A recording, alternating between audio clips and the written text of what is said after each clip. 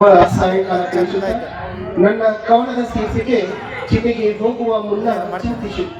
ಚಿತೆಗೆ ಹೋಗುವ ಮುನ್ನ ಚಿಂತಿಸು. ಏ ಮಾನವ, ಸುಟ್ಟರೆ ಬೂದಿಯಾಗುವೆ, ಕೂತರೆ ಮಣ್ಣಾಗುವೆ, ಗೊತ್ತಿದ್ದರೂ ಮಾಡುವೆ ನೀ ಮೋಸ ವಂಚನೆಯನ್ನು. ಏ ಮಾನವ, ನೀರಲ್ಲಿ ಮುಳುಗುವೆ, ಬೆಂಕಿಯಲ್ಲಿ ಸುಡುವೆ, ಗೊತ್ತಿದ್ದರೂ ಮಾಡುವೆ ನೀ ಕೆಟ್ಟ ಯೋಚನೆಯನ್ನು. ಏ ಮಾನವ, ಪ್ರಾಣಿಗಳಿಗೆ ಹೆದರುವೆ, ಕೀಟಗಳಿಗೆ ನಡುಗುವೆ, ಗೊತ್ತಿದ್ದರೂ ಮಾಡುವೆ ನೀ ಪ್ರಾಣಿ ಪಕ್ಷಿಗಳ ಕೊಲೆಯನ್ನು.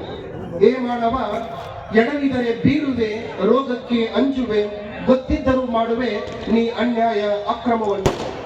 ಏ ಮಾನವ, ದೇವರನ್ನೇ ಬೈಯುವೆ, ದೇವರನ್ನೇ ಬೇಡುವೆ, ಗೊತ್ತಿದ್ದರೂ ಮಾಡುವೆ ನೀ ಭೇದ ಭಾವವನ್ನು. ಏ ಮಾನವ, ಪೋಷಕರನ್ನೇ ದೂರುವೆ, ಮಡದಿ ಮಕ್ಕಳನ್ನೇ ನೆಚ್ಚುವೆ, ಗೊತ್ತಿದ್ದರೂ ಮಾಡುವೆ ನೀ ಪಾಪ ಕರ್ಮವನ್ನು.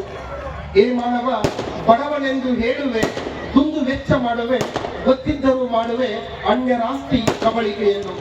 ಏ ಮಾನವ, ಮರಣ ತಟ್ಟನೆ ಹೇಳದೆ ಬರುವುದು, ಪ್ರಾಣಿ ಪಕ್ಷಿ ಪಟ್ಟನೆ ಹಾರಿ ಹೋಗುವುದು, ಗೊತ್ತಿದ್ದರೂ ಕೂಡಿಡುವೆ 3 ತಲೆಮಾರಿಗೆ ಗಳಿಕೆಯನ್ನು. ಏ ಮಾನವ, ನೆಲವೇ ಬೆಳೆಗೆ ಆಸರೆ, ಮುಗಿಲೆ ಮಳೆಗೆ ಆಸರೆ, ಪರಿಸರವೇ ಉಸಿರಿಗಾಸರೆ, ಆದರೂ ಮಾಡುವೆ ಈ ಸಕಲ ಮಾಲಿನ್ಯವನ್ನು.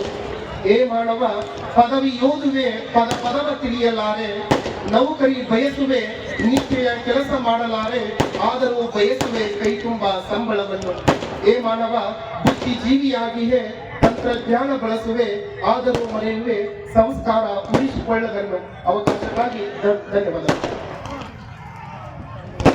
ದೇಸಾಯಿ ಶ್ರೀನಿವಾಸ್ ದೇಸಾಯಿ ಸರ್ ಅವರು ವೇದಿಕೆಗೆ ಬಂದು ತಮ್ಮ ಕನ್ನಡ ವಾಚನವನ್ನು ವಾಚಿಸಬೇಕು.